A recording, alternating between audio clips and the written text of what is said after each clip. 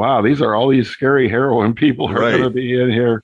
And of course, it turned out these are all the nicest people I ever met in my life, were all the people at the needle exchange. Yeah. And I said, I'd like to learn more about harm reduction and I'd like a job.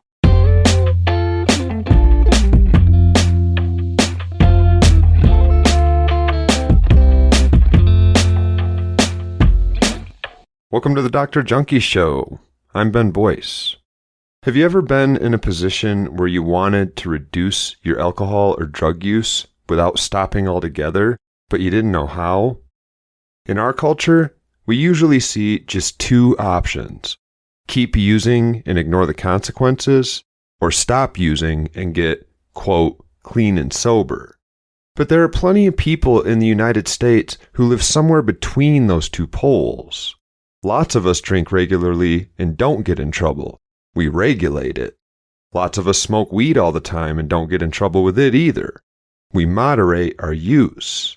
And believe it or not, I know plenty of people who use heroin, cocaine, or methamphetamine regularly, and they don't get in any trouble. They pay their bills, they go to work, they build relationships with their families and friends. They moderate their use. But in our culture of spectacles of entertainment and stereotypes built into movie after movie, we usually don't think of drug or alcohol use as something that can be moderated very often at all. But it can. Today I have a conversation with Kenneth Anderson, founder of the nonprofit organization HAMS, an acronym for Harm Reduction, Abstinence, and Moderation Support. They focus largely on alcohol because it's the most common drug in our culture and in the world. But as you'll hear Kenneth and I discuss, these ideas and tricks for moderating your use work well in all areas of substance use. Of course, I'm not encouraging people to use drugs or alcohol, and neither is Kenneth. We're encouraging people to use responsibly, and we're encouraging them to designate and aim for attainable pro-social goals even as they continue to use. If sobriety is working for you, keep it up. If it isn't working for you, I hope you find some tricks and tips for success in my conversation with Kenneth Anderson. So it sounds like this has been a really long project. It's probably best for me to just say, do you want to introduce yourself real quick and give us a broad overview of what HAMS is and why you're involved with it? Sure.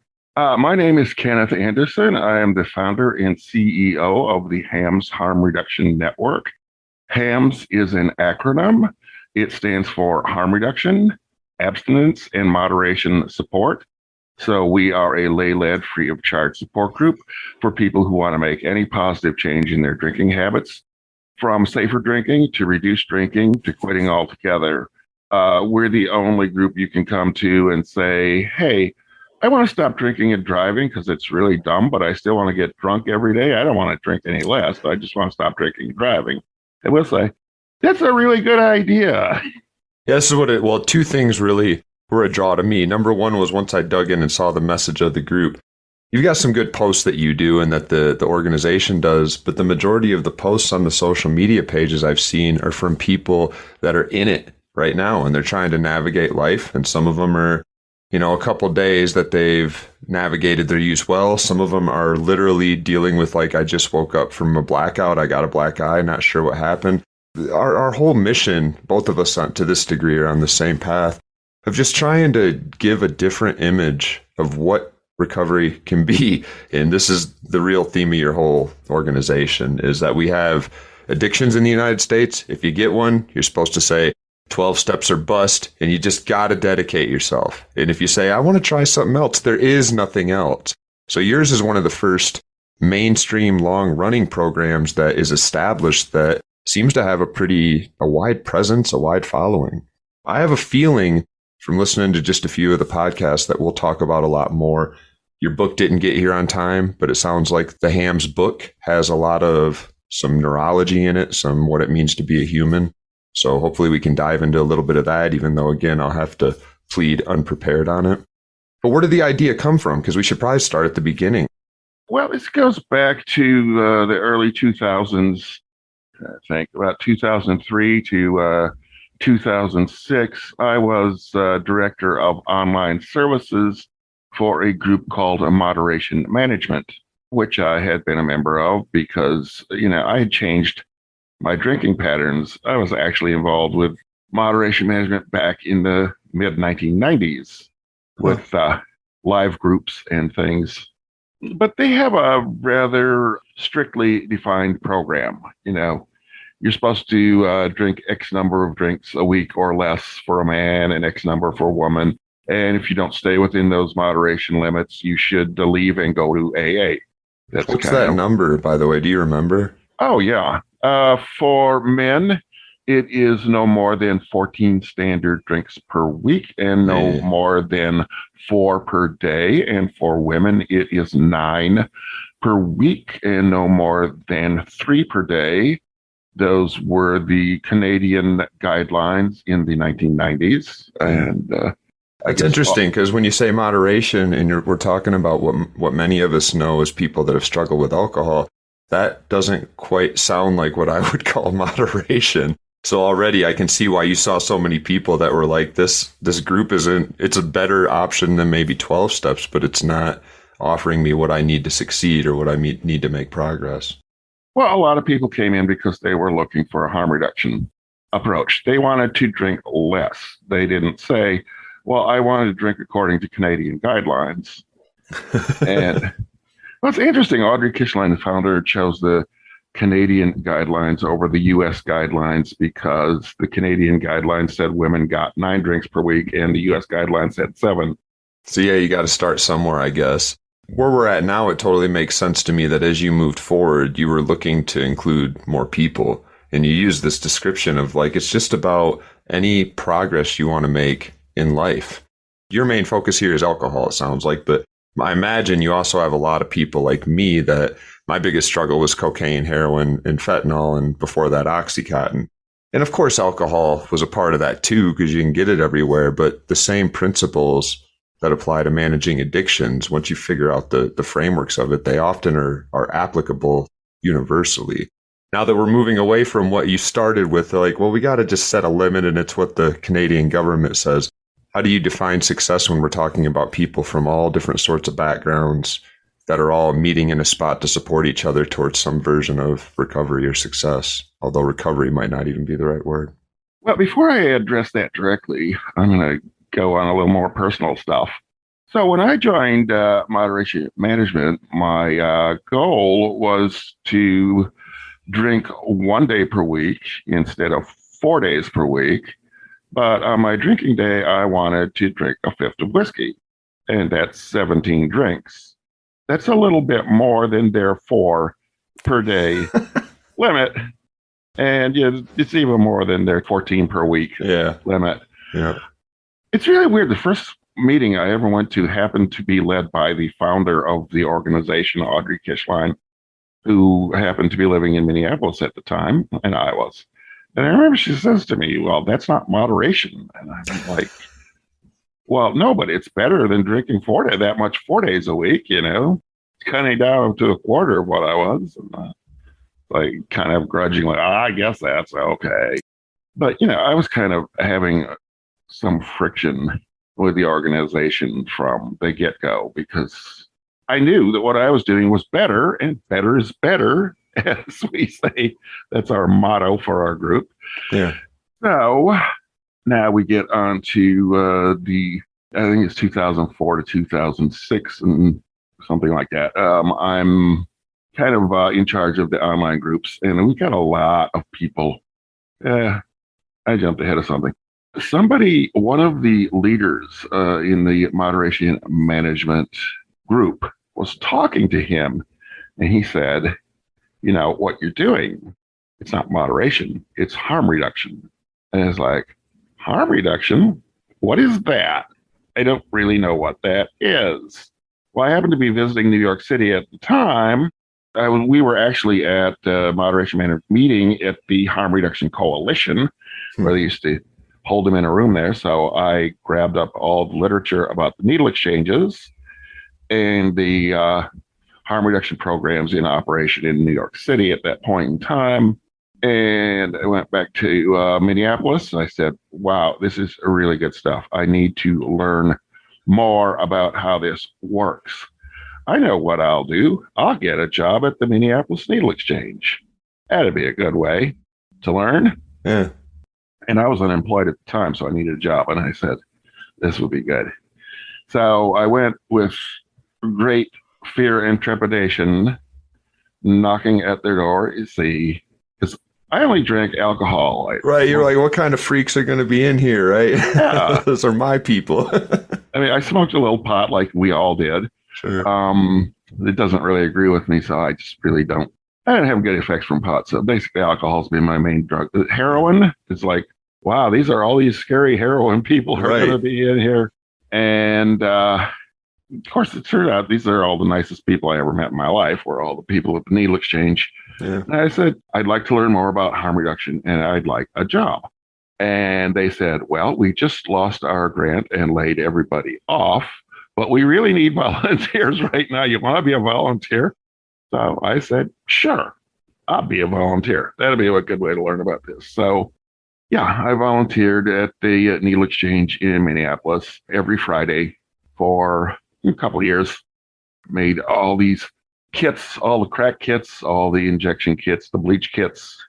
Yeah, you're familiar with all them. But Yeah. This is like you got a master's degree in harm reduction for, I guess you'd have to say for free, unfortunately, instead of them paying you. But I'd heard you talk about going to harm reduction to learn about this. There's something to be said, and I've been encouraging a lot of people lately who are struggling on the ass end of COVID to go find your local harm reduction place and walk your ass in and just meet them and do exactly what you did, because there's not only people there that'll teach you a lot, but there's so much social network support in those places. yeah, and I mean, it's such an education because they wanted me to start doing exchanges immediately. So like from day one. Oh, yeah, you can take the guy in and give him his 10 and syringes we're talking about, right? 10 syringes. Yeah. You always say thank you for using clean needles, and you never try to tell anybody that they should go to treatment or anything like that. Just tell them they're doing a great thing by using clean needles. It's always something. thank people. Yeah. And so, wow, that's such a turnaround in your headspace, complete and total. From as soon as you walk out the door of that place, right, the whole world flips on its head and is like, you give needles to people. But yeah, those places are, I mean, they empathize us in a way. People that haven't been there really have a hard time understanding. Yeah, you not only give them needles, but you thank them. Yeah, right. Yes, of course we thank them. Because early on in the needle exchange programs, when they were first trying them out, they tried putting conditions on getting needles. And what happened? People stopped showing up. Yeah. Nobody would show up. Yeah. The only way to get people to show up, especially the people that need the needles the worst, are unconditional acceptance. Yeah. And actually thanking, because you are doing a really good thing if you are injecting with a clean needle instead of sharing a used needle that might be contaminated. You are doing a good thing. So that got my whole head all wrapped around the harm reduction philosophy. And while I was doing the online groups, I started developing the whole thing for alcohol, borrowing all the ideas. And of course, there were all kinds of people that were coming in. They were looking for a harm reduction program. They weren't looking for the Canadian drink limits. So we developed quite a big subgroup of harm reduction people online in moderation management. And in 2006, we got a new executive director, and the new executive director said, I don't like all this harm reduction stuff. We're supposed to be a moderate drinking program. We're supposed to be following these limits. You people don't belong here. So we said, okay, bye. We're going to make our own thing. So January of 2007, we formed the HAMS harm reduction program. That's when we put up the website, put up our internet groups where people could start interacting. And then later in 2007, we got incorporated as a nonprofit, and we got IRS approved in the nonprofit status. So that was all set up in 2007. And 2010, I wrote the book. You might see there's 2 editions of the book. The first edition just has a lot of typos and a really bad cover. So that's the difference between the first and the second edition. Welcome to the world of, publishing. Well, nobody would touch a book on harm reduction for alcohol. I tried to get it through publishers. And it was like, what? You can't do this. Yeah, and what a weird irony. As you're talking through this whole story, I keep finding myself, I'm sure, had the same experience looking for where these programs should have started with the drug that's the most common used in the world and in our country, alcohol. And it's like we skipped all of that and we're like, but with heroin, we'll start in with crack cocaine. We'll start with those and do a little harm reduction. And it seems like we had way more people that are using this drug, but it's ingrained into our culture. We're supposed to look at it a bit of a different way. A lot of people make a lot of money off people who drink and get in trouble and go to rehab and having the one size fits all. But I imagine you had to have those experiences as you were going through building the program. Where is all the literature that applies harm reduction directly to alcohol? Well, yeah, in a way, it's kind of a good thing because I got to write it. I got to create it all. Although it's hardly created out of whole cloth. I mean, I took everything I learned from the needle exchange and the harm reduction programs for drug users, and especially, Dan Biggs, the late Dan Biggs idea, recovery is any positive change. Every positive change should be encouraged. That's what it's all about. And then Pat Denning, who is the co-founder of the Harm Reduction Therapy Center in San Francisco, had written a couple of really good books. One is called Over the Influence. It's a harm reduction guide for people who use alcohol and drugs. But if you read it, it's 90% about drugs. Because that's the clientele she deals with. There are people who, they're almost all drug users, and some of them drink alcohol too. And the other book, I think, is called Practicing Harm Reduction Psychotherapy. That was written for professionals. Over the Influence was written for lay people. And, I read Pat's books and I said, well, this is great. This is the whole program I need. This is, I took stuff from her. That's the core. A lot of the core of the HAMS program is I lifted it straight from Pat's book. But this book talks all about injecting heroin and other stuff. And people who only have experience with alcohol, they're going to open this up and see injecting heroin, and they're going to put it down. That's not me. Right. I almost want to, I guess I should ask, what do you make of that divide? It sounds like you've had a long academic history of reading different viewpoints on different perspectives. So you've probably run into a few ideas about why this divide exists in our country. I can almost understand why it started to exist in the 1930s when we passed the 21st Amendment and alcohol became essentially our biggest legal drug. I get why we started to treat it different, but nowadays, when we look around our world and see, I think right now 12% of people in the United States are dependent on alcohol, a number like that. It's ingrained in our culture, and there's an awful lot of people that are struggling with it, and addiction looks exactly the same, what we would classify as addiction, with alcohol quite frequently as it does with these other drugs. What's with the divide where we have a separate meeting for 12-step AA people and a separate meeting for Narcotics Anonymous? Well, there's a lot of reasons for the divide. Basically, the laws are still completely different. I mean, I can go to the liquor store and buy a fifth of whiskey. I can't go to the liquor store and buy, an ounce of heroin. It's the laws. And, this goes back all the way to 1914, the Harrison Narcotics Act. This is a good segue into my other books, actually. Cool. I have written 4 books about the history of addiction treatment in the United States of America. It's called The Untold History of Addiction Treatment in the United States. About 500 pages each. So I have about 2,000 pages published on this history. And that covers up till 1933, up to repeal of prohibition. So, but listeners, right now, that my listeners know the war on drugs started before Reagan, but a lot of people right now are like, wait, I thought the war on drugs started in the 70s and 80s. So you're including a really good point. There's 2,000 pages plus before 1933. Oh, yeah. I mean, addiction treatment for alcoholism, the earliest treatment and discussion of it, you really started in the 1700s, in the 1790s, when Benjamin Rush, who had been the Surgeon General for the Revolutionary Army of the United States, said, if you want to cure your servants of tippling, lace the brandy bottle with tartar emetic, which is a very strong emetic, makes you throw up. It's also quite poisonous and quite dangerous. It's not really good. And But thus began our history as a country of trying to treat the condition or the symptoms and not the cause, the over drinking or the overuse of a specific substance. Instead of saying, why is it that your servants are drinking so much that it's problematic? What can you offer them to make them get on board with their own recovery? then the first organized treatment programs showed up in the 1840s. The Washingtonians set up some homes for people to come in and dry out. These were voluntary. These were actually pretty good. You could come in for a month and be away from alcohol if you wanted to stop drinking. So it was a place to get you away from your temptations, your companions, a place to dry out, and even maybe get some medical help if you were going to have bad withdrawal.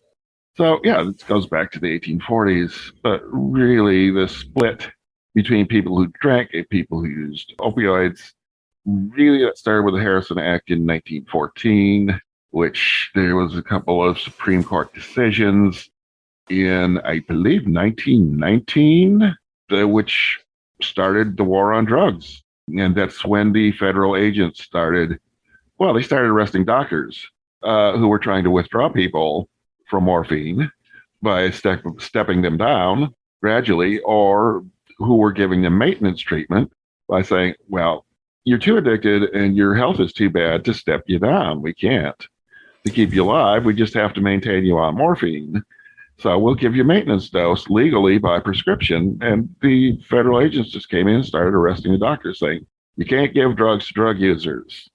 And thus began another history in our country of this back and forth with the Supreme Court going one way and then periodically changing their own mind and attacking themselves. Because in that process, if I remember, I can't remember the case name, but there was at least one where the Supreme Court ruled if a doctor is giving doses that are just for treating what would otherwise be withdrawal, that is in the line of their official duties. And then within a couple of years, another case came along where they reversed, and then the arrests were suddenly legal. And of course, we're kind of going, not with the Supreme Court, but we're going through a similar situation now where doctors are the only gateway to legitimate to pure. At least you know the dose you're getting. It's made in a pharmaceutical lab. They're the only way to get those drugs in our country. Even if they look like those drugs on the street, they aren't necessarily those drugs.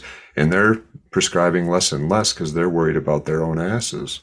Yeah, the first case was, I believe, 1916, where they said, yes, doctors can prescribe. And the doctor in the case was Chinese, I remember. I think his name was Jin Fui Moi.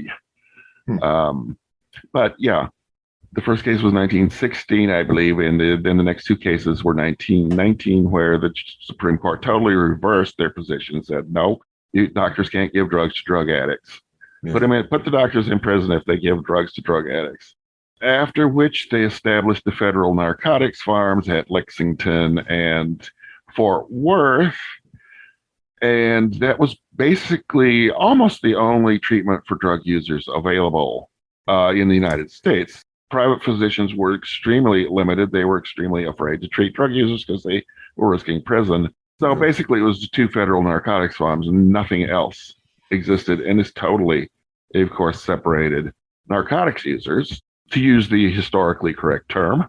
Narcotics is such a bizarre term, isn't it?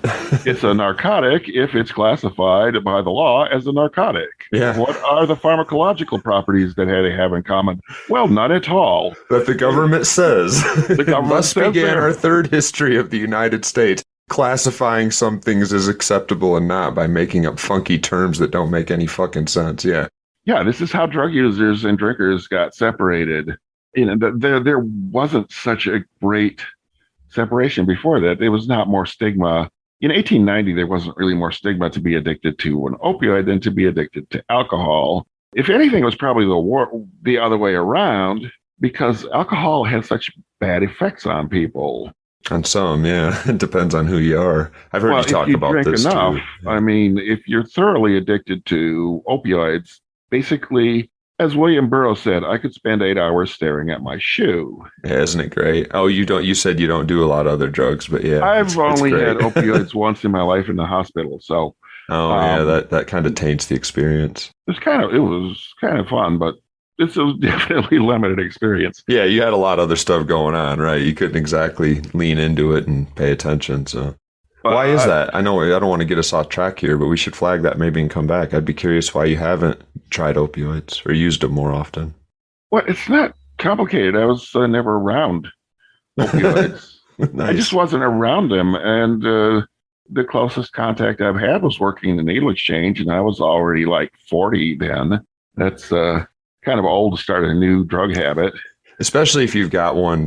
This is something about you I've noticed. You know yourself to go back 2,500 years to old Socrates and Plato. You said earlier that you wanted to have harm reduction for you. Mean I only drink 1 day a week, but I drink a fifth. Do you still do that, by the way? Because I heard you Yes. talking about this. So this to most people that are listening probably sounds like, well, that's not recovery. So I have one of my closest family member friends was an AAer for a while, 20 years ago. And for all the reasons we are talking about and will continue to, she moved away from AA, but she's actually done a good job avoiding alcohol. And she breaks the rules in that she gets some pharmaceuticals that a lot of A people would say, no, don't take those. But I mentioned to her today that I had heard you talking about your once a week drinking, but that you drink a fifth. And I was like, that sounds like a lot. And she said, that's not a lot. That's where I would usually draw the line when I was drinking. And it was another realization that even though I'm the guy that fancies myself, I know all drugs treat all people differently. And some of us can drink 30 beers and some of us can drink 2 and feel like we're in the same place. And it still smacks me in the face that I'm preconditioned, programmed like you were at the needle exchange. But even in my mind, I was like, oh, I wonder, if that's something that's really doable. And she was like, that's. Well, everybody's different. I noticed in our program online, there's not a lot of people that follow the same pattern I do. There's only a handful that see this as their ideal pattern, but Yep. that's okay. I mean, what is recovery? I would say look at the DSM criteria for substance use disorder. Did you at one point meet these criteria, but no longer meet them? That should be the definition of recovery. Yeah. If you no longer have the symptoms of the disease, you're recovered. I don't think about booze all the time. I don't spend a lot of money trying to get booze.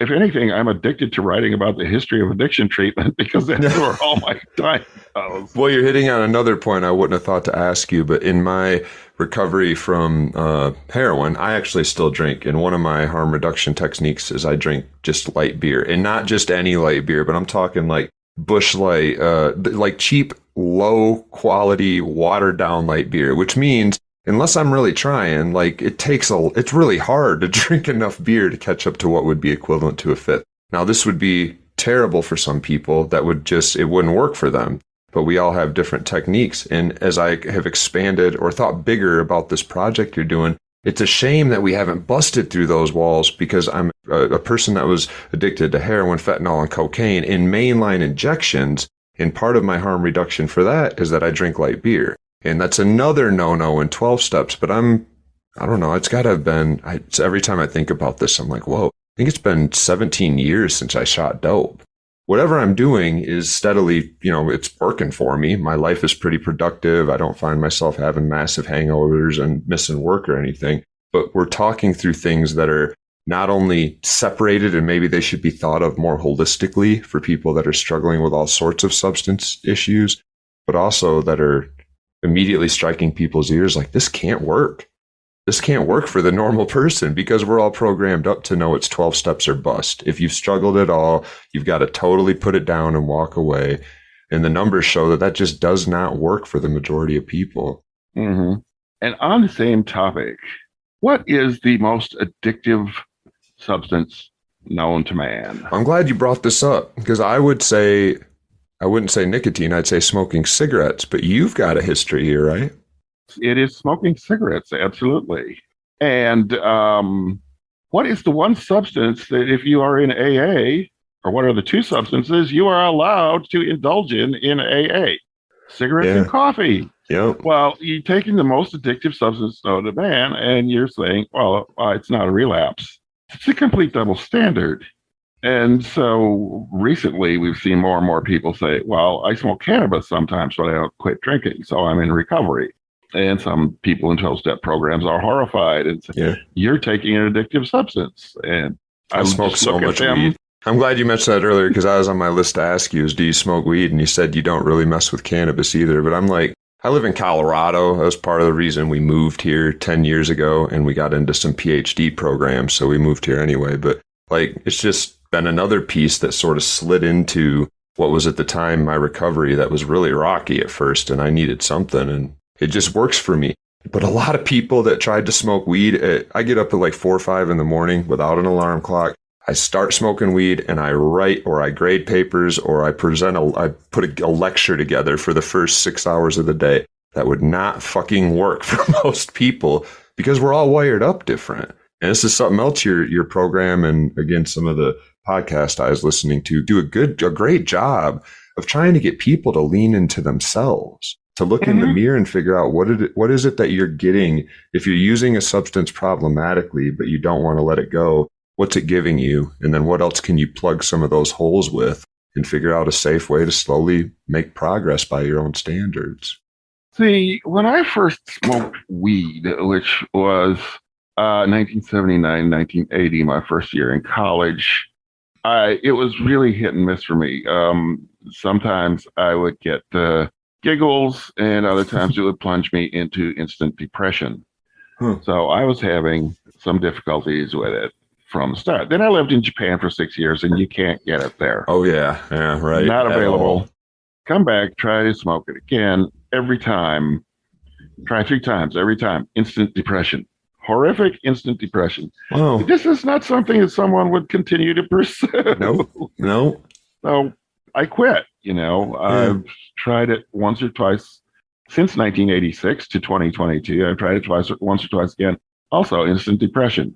It is just doesn't have good effects for me. So it's nothing moral about it. I just don't get a good effect from the drug. Well, again, we're right back to like what we're going to now move on to and talk about, this program that is based a lot in figure out who you are, figure out what progress and success and recovery looks like to you, and then make these plans. In the first place to start, since we're somewhere between alcohol or a 12-step total sobriety, get on the wagon and never drink again and never look back, and fuck it, I'm not going to do anything but just keep doing what I've been doing. We're somewhere in the middle. How do you start by defining what is problem use? I think you had a chapter in the book that's called something to this effect, like how much alcohol is too much. How does one define something like that to get a base on where we're starting? Well, I don't define anything for anybody. That chapter, well, it's been 12 years since I wrote that chapter. Time flies. I kind of say the same thing. I need to bring out a new edition of the book. Maybe. You're welcome. Today I showed up and asked questions that made you be like, I got to write another 300 pages. Oh, I've known a new edition needs to come out for a while. There's some of the science needs to be updated in that. So the question was, people that come into our group already know there's something about their drinking they don't like. I don't think anybody is ever in denial if they start having problems with alcohol. This is some kind of myth that was invented by the treatment industry, because when they pulled people into treatment, and it was all 12-step treatment originally, and they said, okay, you have to declare that you're an alcoholic. And I said, what? I'm not going to say that. Oh, you're in denial because you won't say it. Well, people already knew they had problems because they showed up at treatment. But yeah, you can't win that one. You can't win somebody saying you're in denial. What the fuck are you going to say? No, I'm not. No, I'm not. See, it's circular reasoning. Yep. Well, that's the whole point of the program, right? When I was in rehab, that's one of the first things, to me as a trained logician and all this other philosophical and scientific background, I see immediately, you say, I'm not in denial, it proves you're in denial. You say you are in denial, it proves you have circular logic here. Yeah. Your entire program is full of logical fallacy and circular reasoning, and it's complete garbage. No wonder it drove me to drink.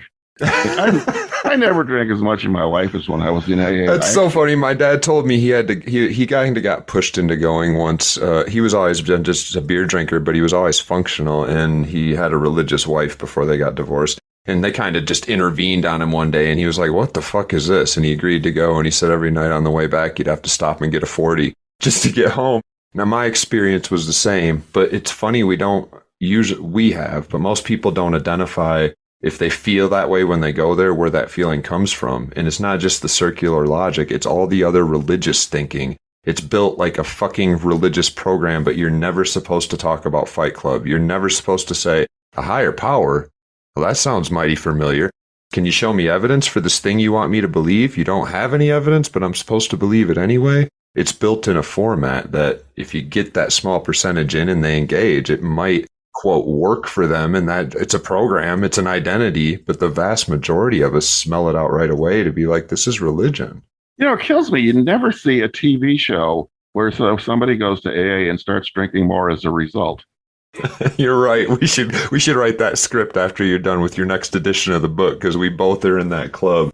It's such a common outcome. It's so many people have said the same thing. I drank more afterwards. I mean, I wound up checking myself at the detox. I was about ready to die of alcohol withdrawal. My heart was going crazy. I drank 5 liters of whiskey in 5 days. Wow. That was the result of going to AA for me, and being told I was powerless. And I had left detox and said, I am never going to go to one of those meetings again or I will die. I am not powerless. Alcohol is powerless. I am powerful. Humans are powerful. Alcohol is an inanimate object. It has no power. And that's but you've learned so much. And maybe that's one of our biggest issues as a country is we've really incentivized people to be idiots in a lot of ways, to not do their homework, to take the simple story and just run with it. And then 10 years, 20 years into repeating the story over and over, if you smoke crack once, you'll be addicted. You've now said it. That's not true. But if you've said it 700 times over the course of 20 years and somebody presents you with evidence that says you might be wrong, you've got to look back at 20 years and say, do I really want to now make up for all of the lies I unwitting? No, you don't even want to consider it. The definitions worked fine for you so far. I'm sticking with it. And that seems a big part of what the issue is with neurology, what life is, the human condition, AA and 12 steps. We stumble into a problem that we should have had a better idea of what was going on and been educated in school better for what addictions are. And we don't know that shit. We just are like, oh, here we are, feels good. And then when we realize, well, I got to change something, where to go? There's one option. And when you get there and you're like, this makes no sense, shut the fuck up and follow the program or we're all going to tough love you out onto the street. What did we expect to happen? No, this myth of instant addiction. And Hollywood keeps selling it to us over and over again. It's so fun. The TV series Breaking Bad. Yeah, fuck. Which had, I liked the series as a whole. It was a good show. It just was a terrible depiction of addiction and drugs and blue meth that doesn't exist. And it depicted Jesse Pinkman did heroin one time, was instantly addicted ever afterwards. Yep. And of course, he could never have another drink of alcohol as long as he lived. But he could smoke all this meth, and he didn't get addicted to the meth. But he shot heroin one time and was instantly addicted. Come on, people, read your DSM, read your epidemiology, so read some statistics. I mean, right. But it's scary when somebody's addicted who's a family member, and this is our country. I mean, this is the Western world writ large, is that we want a simple answer to a big fucking problem. And when our somebody we love is suddenly got 2 DUIs, or they wrecked another car, or they're fired from work, I need an answer, and please let it be simple. Please don't tell me I have to read 2,000 pages to get to 1934 because I'm so far behind in my education. And the truth is we are. I mean, to really understand what's going on, we should have started incorporating these things at 10 years old. Why do you feel good today? What makes you feel fulfilled? When you feel bad, describe the feeling. What things do you do that suddenly perk you up and you don't know why? And start getting people to the roots of those things before they even run into substances, and then find things that fire the same mechanisms, and we don't self-reflect then either. We just say, I feel good. And 20 years goes by and builds an addiction, and we're so far in, it's hard to then identify, what am I doing with this substance? Why do some of us love weed? Some of us are like, no thanks. Some of us love alcohol. Others are like, no thanks. We're all looking for different things in different bodies. And since you mentioned just not learning anything, man, our government can't learn anything. Now, this is another thing that I've investigated. We have such a huge overdose crisis in the United States, since 1980, the overdose rates have increased to something like 15-fold, like 16,000%. Yeah. And look at Switzerland. In the last 20 years, overdose death rates have fallen. I think it's like 65%. Yeah. they've gone down. Portugal, And it's a lot of everywhere, but here, fuck, Canada decriminalized drugs. Yes, today, I think today, as we're talking, I think the law went into effect. Portugal didn't have a high overdose death rate, so no, just an addiction. Luckily, they had good heroin, so people knew what they were taking. But Switzerland had, at the time in the 1980s, the highest overdose death rate in the world. They had the only free open drug market in Zurich, in Needle Park. It's decreased dramatically. It's like 63% decrease since 1980. That's as far as the statistics go back. No, 63% decrease in the last 20 years. Something like that. I can pull you the numbers if you want me to. No, that sounds like what I would remember reading too. Way down. And addiction's gone way down too. And theft for dumb shit, because we need some dope, has gone way down too. And what did they do? Well, methadone is free. Nobody pays for methadone. Almost no one goes to a methadone clinic because you can dose at your doctor's office. Or a van comes to your door, Anywhere that's convenient. Methadone's free. It's really easy to access. And what are we doing in the United States? Oh, we need more 12-step treatment programs. Yeah. Switzerland doesn't have any 12-step treatment programs. They have a handful of 12-step groups where people meet for free, but they don't use that as a treatment. Who would use faith healing for a treatment, a medical treatment? A country that doesn't have an official religion, apparently.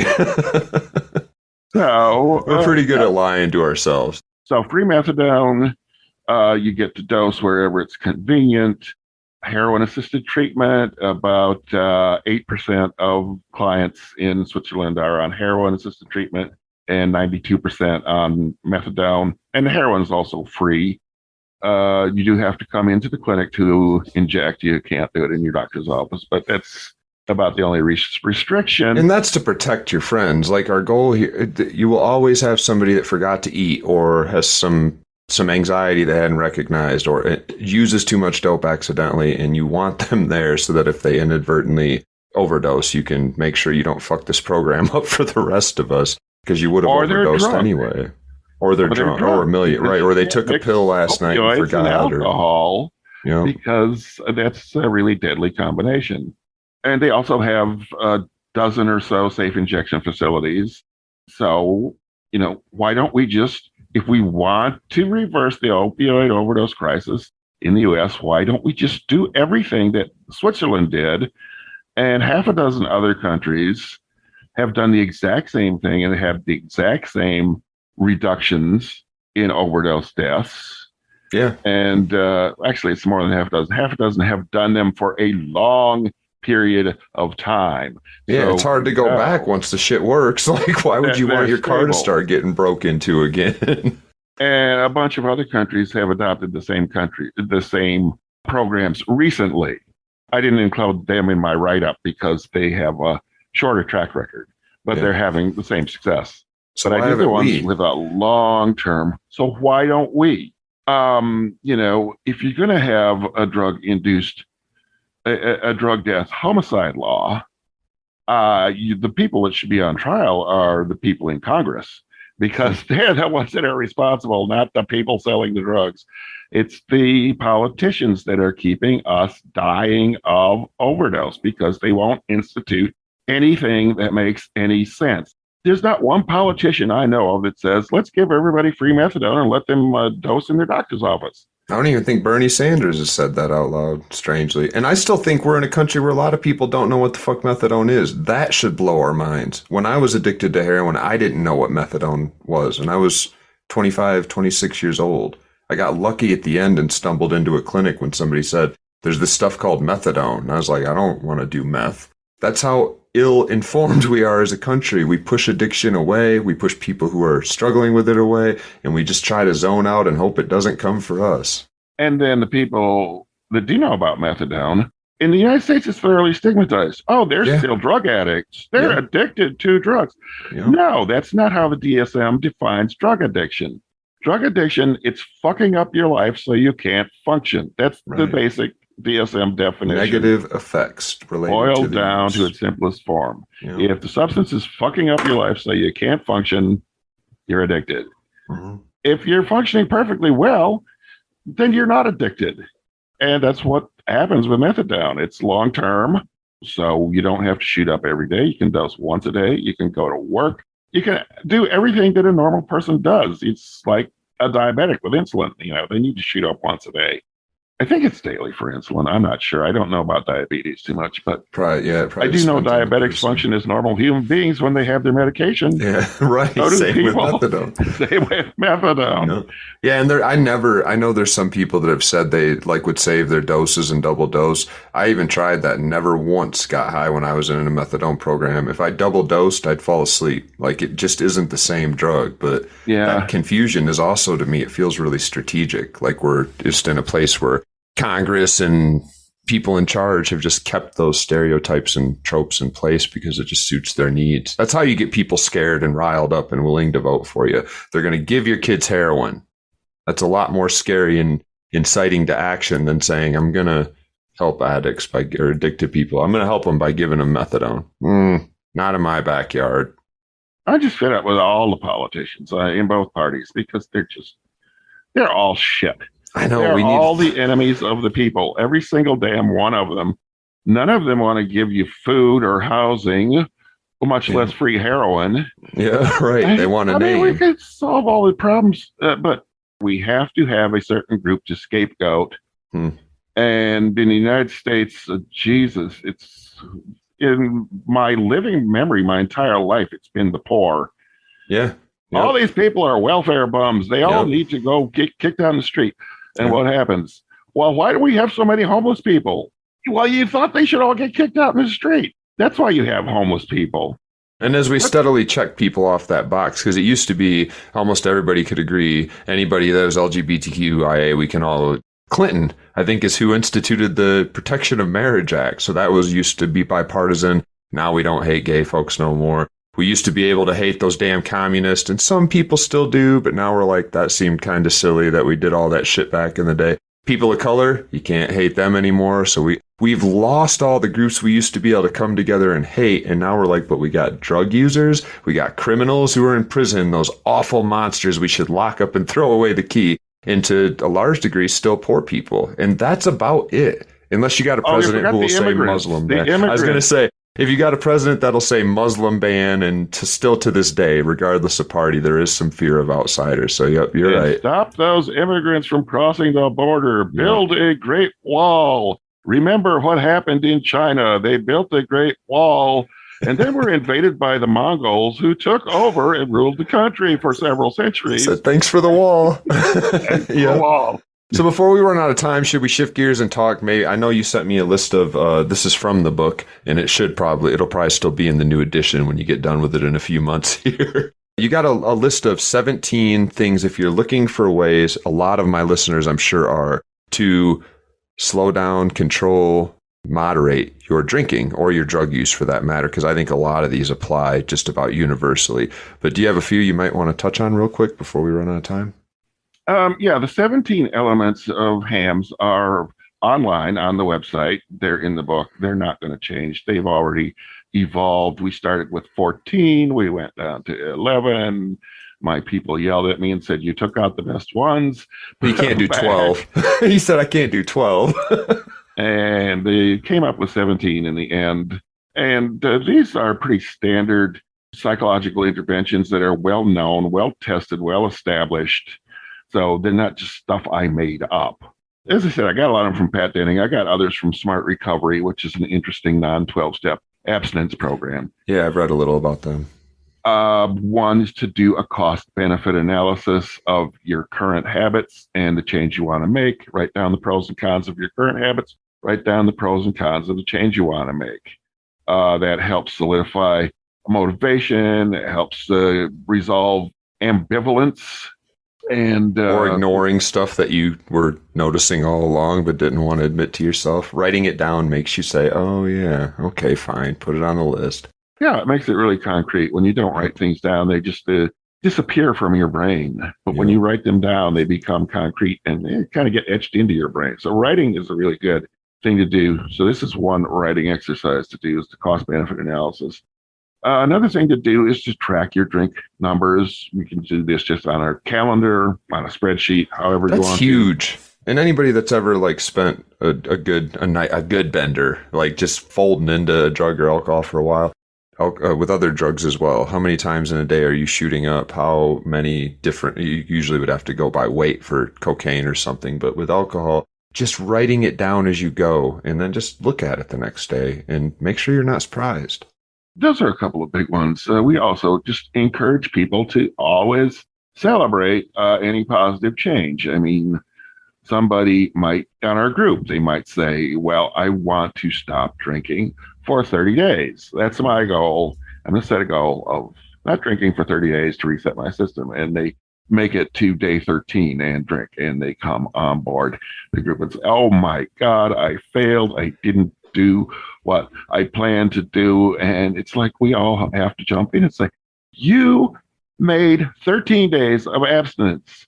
This is the first time you've done that in years and years. You need to celebrate your success and not beat yourself up on your failure because you didn't make it to 30. You did a great accomplishment. And that's deep. That's how identities are formed. And we went through your experience at the Harm Reduction Center. You probably experienced it there too, that when you got in the habit of saying, thanks for coming to get clean needles and bringing old ones back, you're doing good. That people in those moments are like, oh, and that actually is beneficial to them to build, I can do this. And with 13 days without drinking, they need to solidify that to make sure they remember it. And it's really that they can feel that, hey, I did, so that in the future, they don't fall prey to what they probably have in the past. I could never go 13 days without alcohol. You have, which means you could do it again. Our countries, or our world is built more around what they usually respond as, which is, oh, I didn't make it, failure. Which means the next time you try to do it, you're going to say, oh, I didn't do it last time. So flip it around, hold on to your successes. Absolutely. Like, anything else? Well, I think that's just probably what we want to leave people with. I think it really is too, honestly.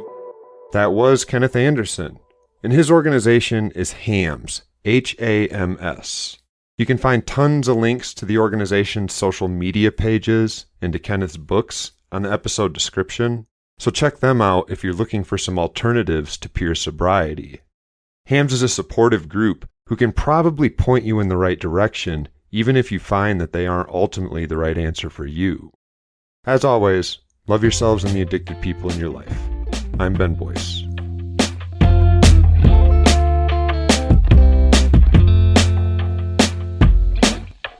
Unlike the AA members who can quote all their 12 steps, and don't you love this? You know, you're a brand new person, first time in the AA meeting, and you got the speaker up there doing their speaker.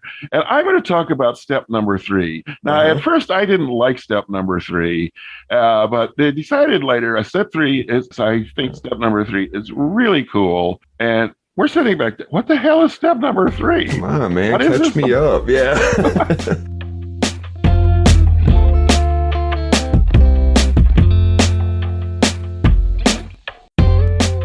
If you're still here, you might want more. So consider checking out my book, Dr. Junkie, One Man's Story of Addiction and Crime that will challenge everything you know about the war on drugs. You can get it wherever you buy books. If you want to know what the world would look like if drugs were legal, or why we develop tolerance and sensitization to drugs when we take them for extended periods, or if you just want to know why I went to prison, check out the book.